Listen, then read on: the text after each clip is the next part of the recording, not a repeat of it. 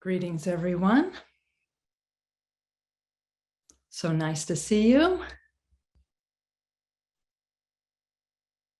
We're going to begin in just a couple of minutes, and I invite you, if you have a candle handy, if you'd bring it to where you are. We'll be using this toward the end of the time that we're together. So if you have a candle and matches and something to extinguish the candle with, we'll get started in just a couple of minutes.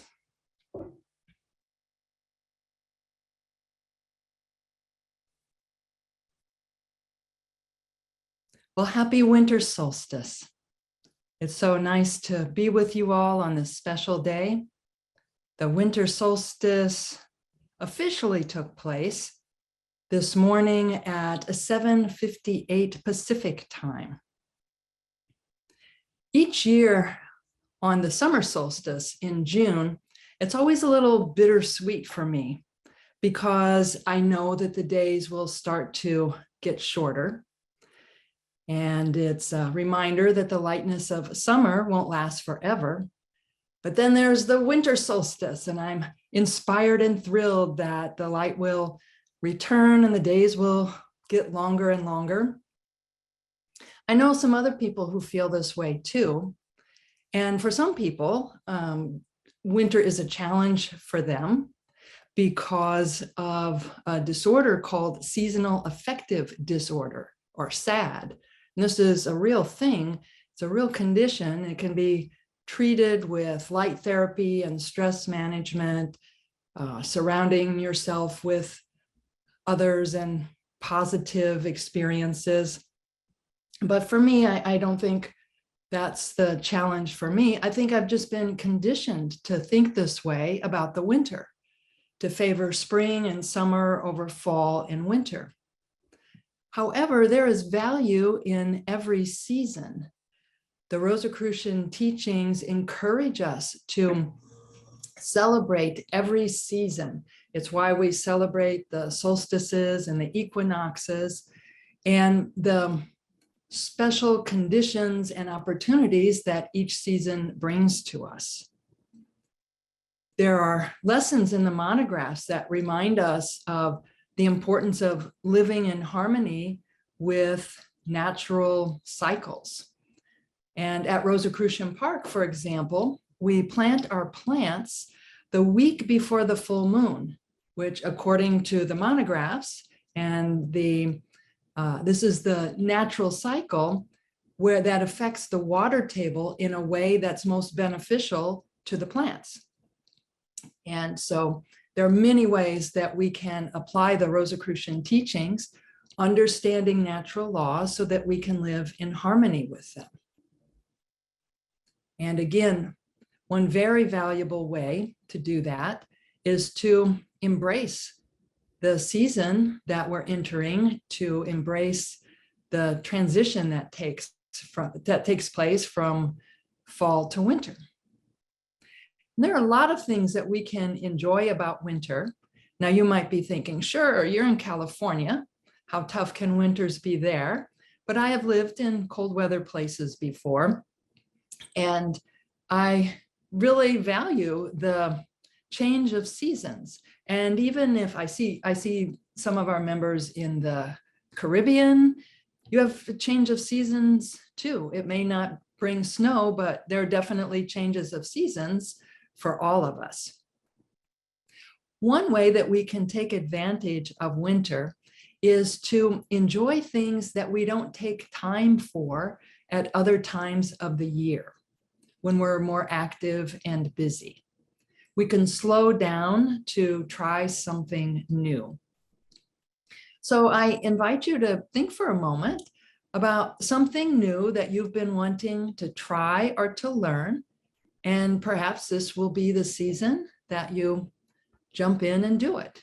So just think for a minute of something new that you've been wanting to try or learn.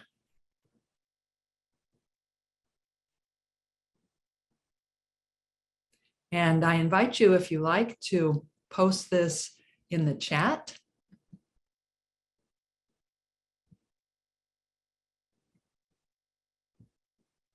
Winter is also a great time for self-care. There is a tradition in Denmark and Norway where people use the word hygge. It's spelled H-Y-G-G-E, but it's pronounced hygge, to describe a quality of coziness that brings forth feelings of wellness and contentment. So hygge, what a great idea.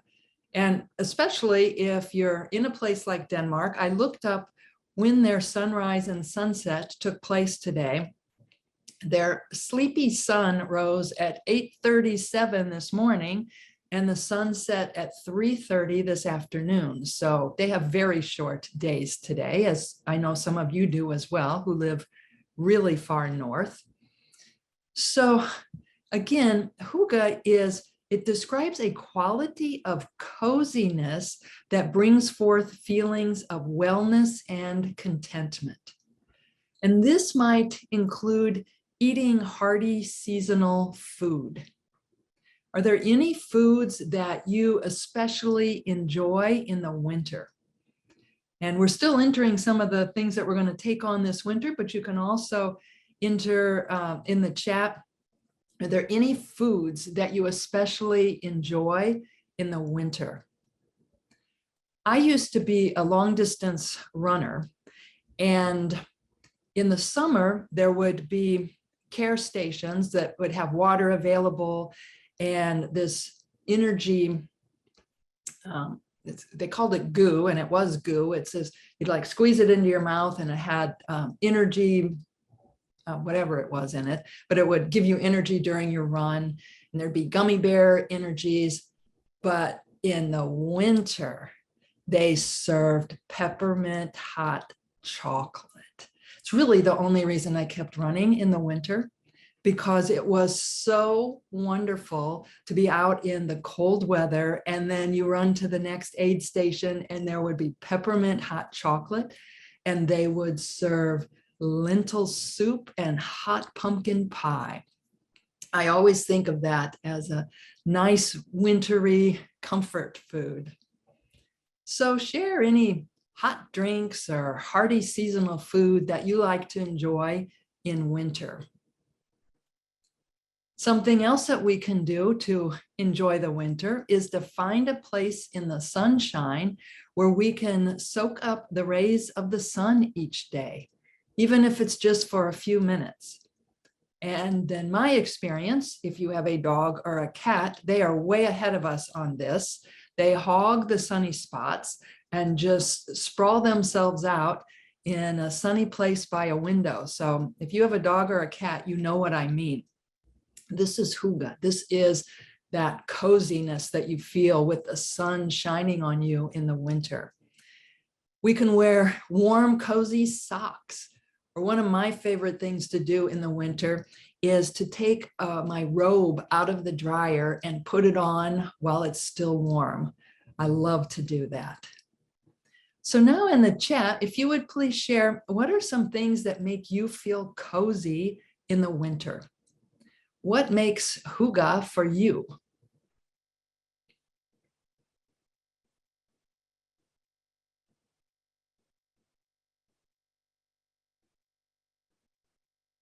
And in the winter, we can still spend time outdoors. We can still spend time in nature, but in a different way, preferably all bundled up. I love the way it sounds when snow muffles sound. That's one of my favorite things about a snowy day in the winter, is how still and silent everything is, because the snow has muffled any echoes or reverberations. You may be familiar with Henry David Thoreau's book, Walden. In it, he described his experience of living at a simple, slow pace and in stillness after he spent 2 years, 2 months, and 2 days living in a cabin that he built in the woods near Walden Pond. And this was on land owned by his friend and mentor, Ralph Waldo Emerson. It's near Concord, Massachusetts. So Walden was published in 1854. And here is how Thoreau described his winter visitor. I have occasional visits in the long winter evenings when the snow falls fast and the wind howls in the wood. From an old settler and original proprietor who is reported to have dug Walden Pond and stoned it and fringed it with pine woods. Well, who could that be? The original proprietor, who tells me stories of old time and new eternity. And between us, we managed to pass a cheerful evening with social mirth and pleasant views of things, even without apples or cider. A most wise and humorous friend whom I love much, who keeps himself more secret than ever did Gough or Whaley. And those are two individuals who had to flee and had to hide out. So Thoreau saying that the original proprietor, his winter visitor, keeps himself more secret than they did. And though he is thought to be dead, none can show where he is buried.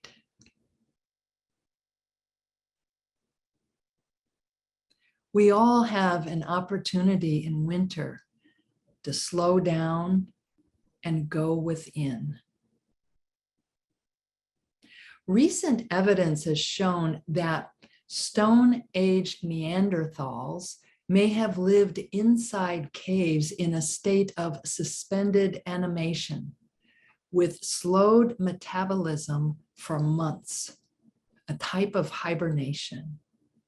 So this recent evidence is suggesting that Stone Age Neanderthals, our ancestors, our predecessors, experienced a type of hibernation. A 430,000-year-old fossilized human bones found in northern Spain shown evidence of damage that occurs to hibernating animals. For example, gaps in their bones and certain lesions that are attributed to hibernation. And these people, these Neanderthals, had damage consistent with those found in hibernating animals. Much later, the ancient Greeks experienced a type of, not hibernation, but incubation. They created healing centers that were dedicated to the deity of medicine, Asclepius, that were called Asclepions. And they included incubation as part of their treatment.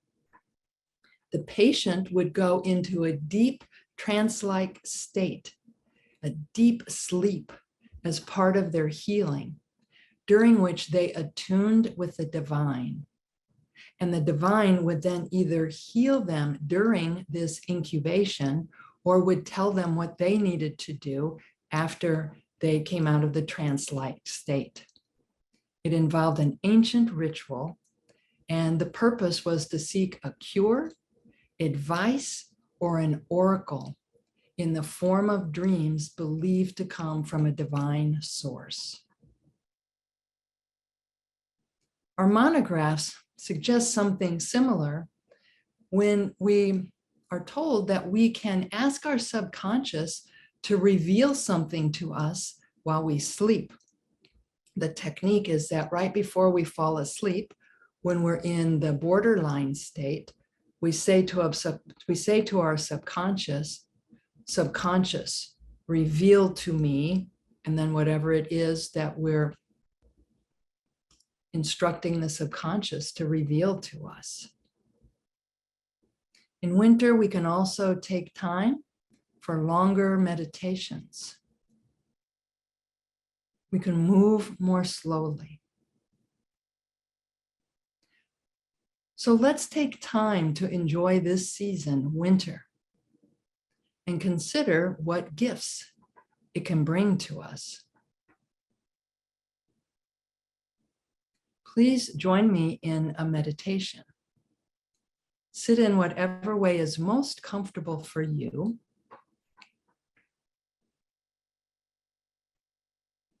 And take 3 deep breaths, becoming more relaxed with each exhalation.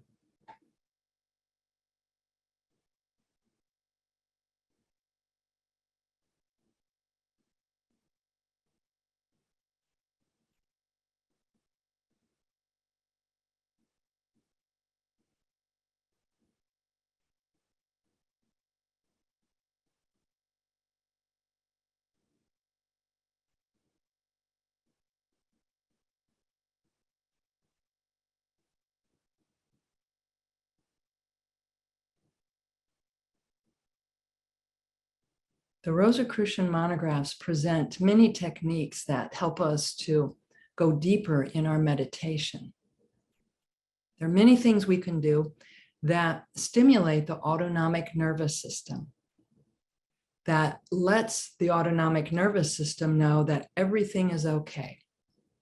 It doesn't need to increase our respiration or our heart rate, that our physical being is fine, so everything can function harmoniously, tranquilly.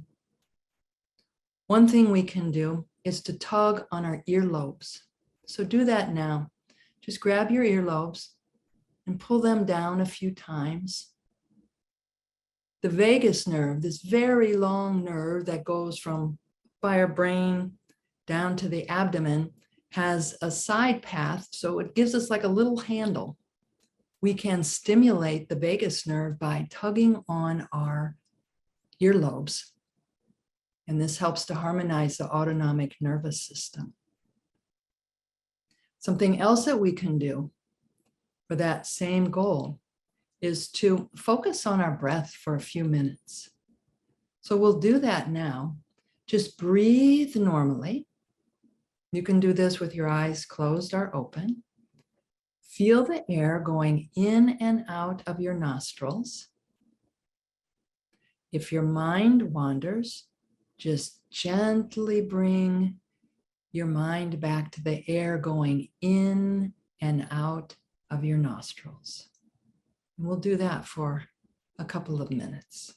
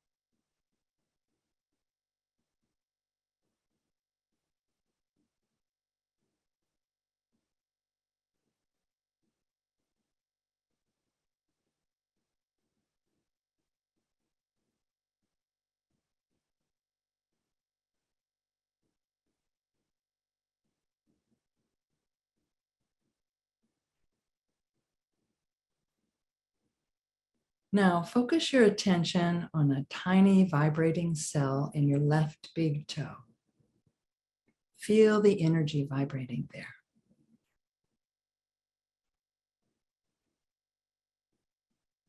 Expand your awareness to your entire left foot.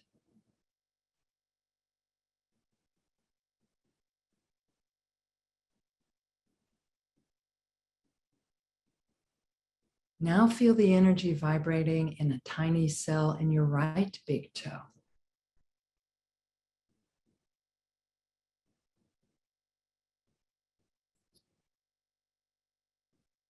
And expand your awareness to your entire right foot.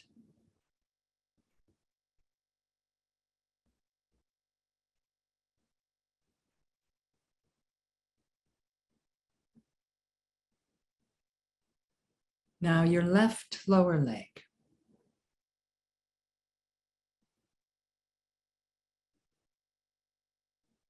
Your right lower leg.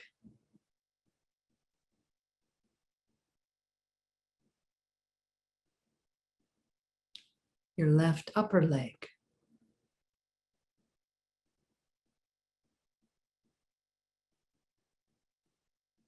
Your right upper leg.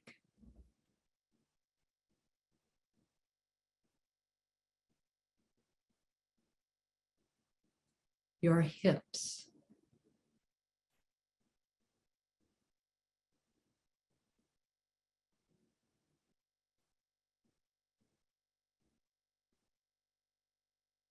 Your abdomen.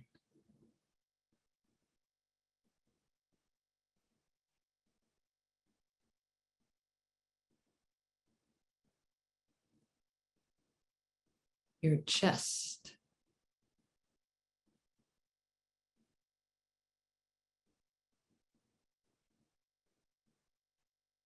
Now feel the energy vibrating in the fingers on your left hand.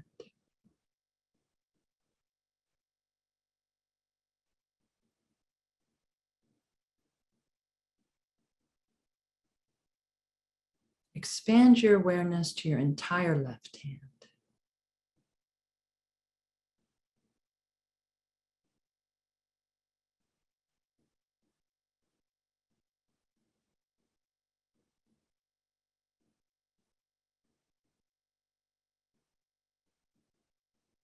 Feel the energy vibrating in the fingers on your right hand.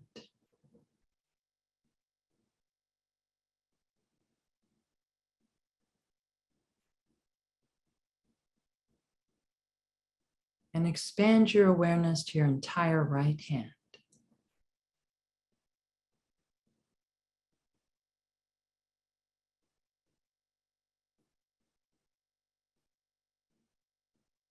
Now your left forearm.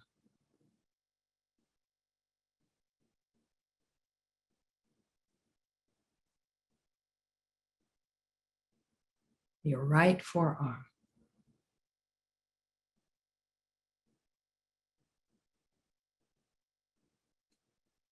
Your left upper arm.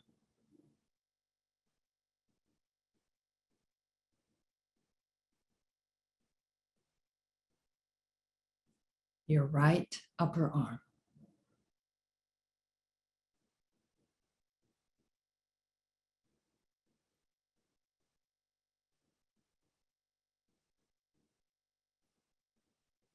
Now bring your awareness to the energy vibrating at the base of your spine.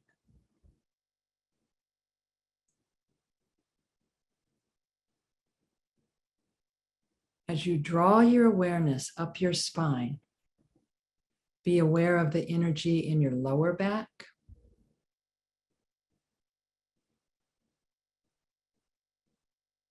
your middle back,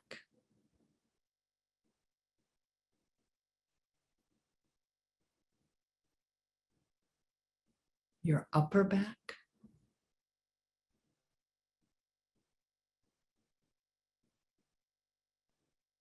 your shoulders,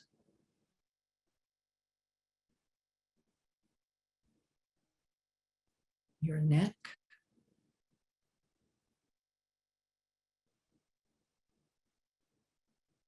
your jaw,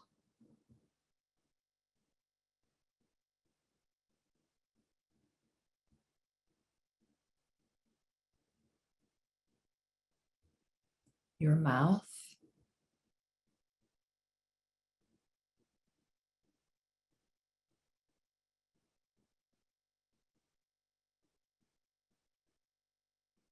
your ears,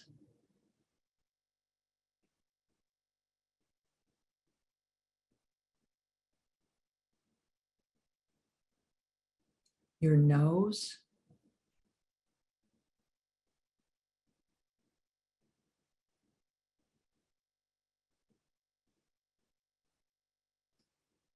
your eyes,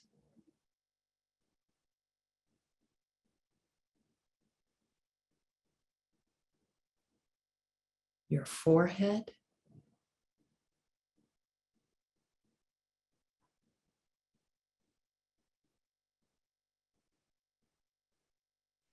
the top of your head.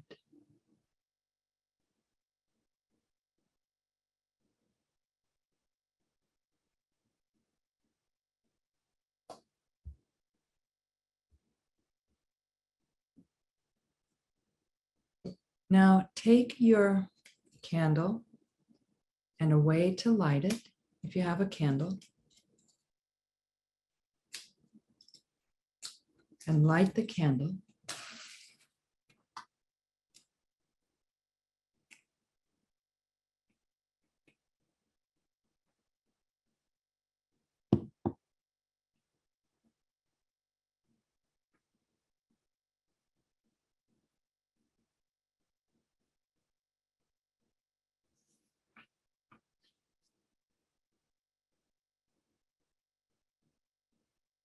Light this with the intention to spread your light during this winter season. And you can close your eyes, or you can look at the flame of the candle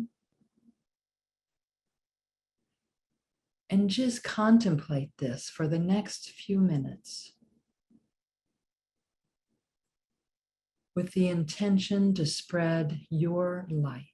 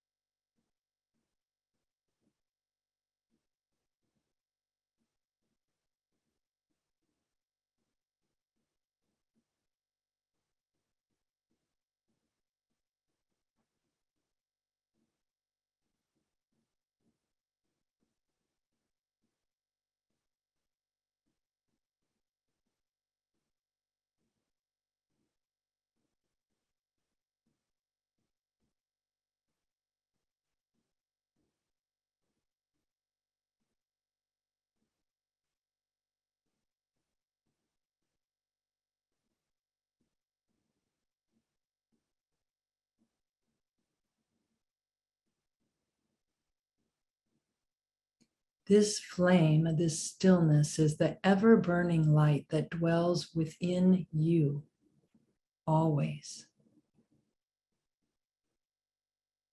It represents the spark of life of the divine at your innermost being that radiates within every cell.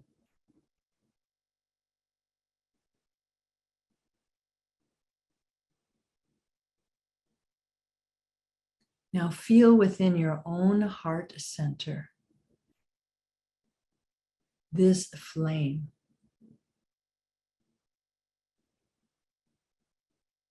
See your heart center as a yellow, vibrating, energetic center, and extend from your heart center. Radiate to every part of your being. The divine spark of life within you, within every cell. seeing the loving energy from your heart center extending to every part of your being.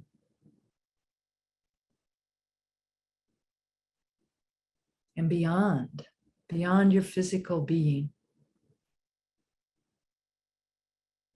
Extend the yellow radiant light from your heart center to connect with the energy radiating from the hearts of every other person here together on this teleconference.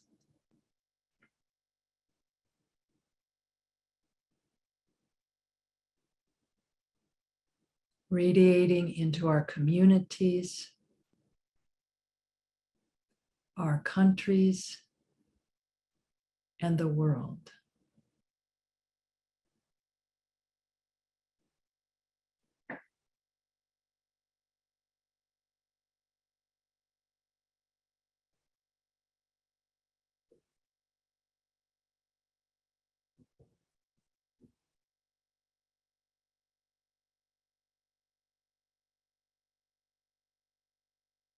Our candles and the radiant yellow energy from our heart centers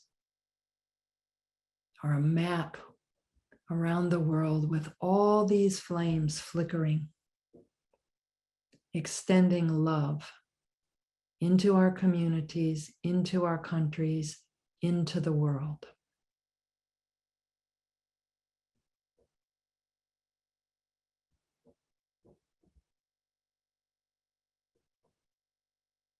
Now open yourself up to how in this winter season you can best be a vehicle for that light.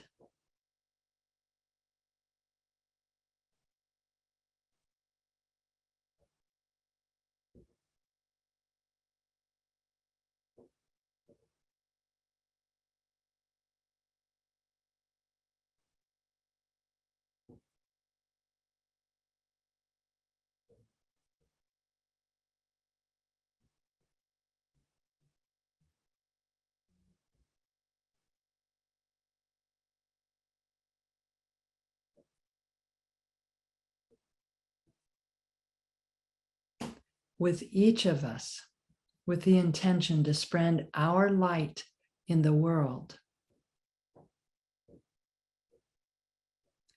let us send that into the world for manifestation by intoning the special combination of vowel sounds, Aum, Ra, Ma, Om. We'll do it together 3 times. Ready? Inhale. Aum, Ra, Ma, Om.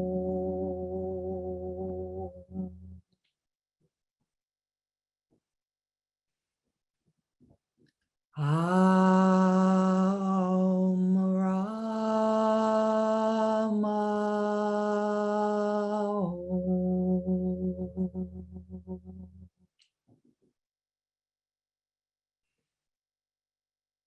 Aum, Ra, Ma,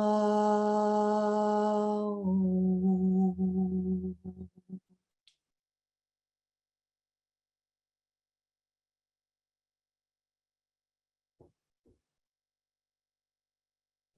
The sounds produced by that special combination of vowel sounds activates this into manifestation, activates each of our intentions to spread light into the world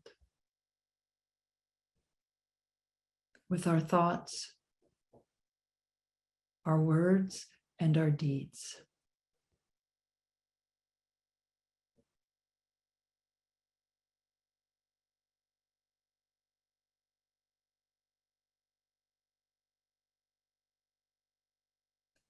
So mote it be.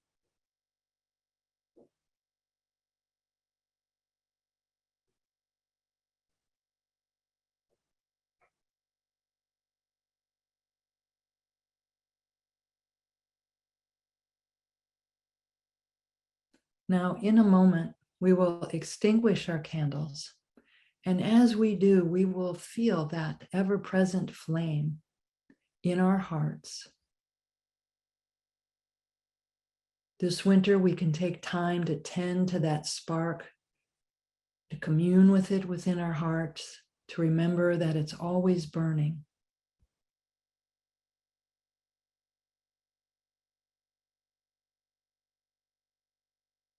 So extinguish that flame now and take it with you in your heart.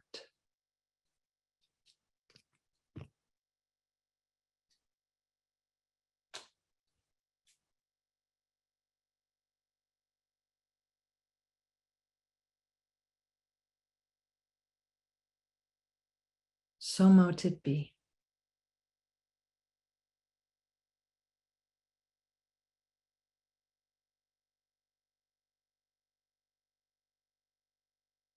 Happy winter solstice, everyone.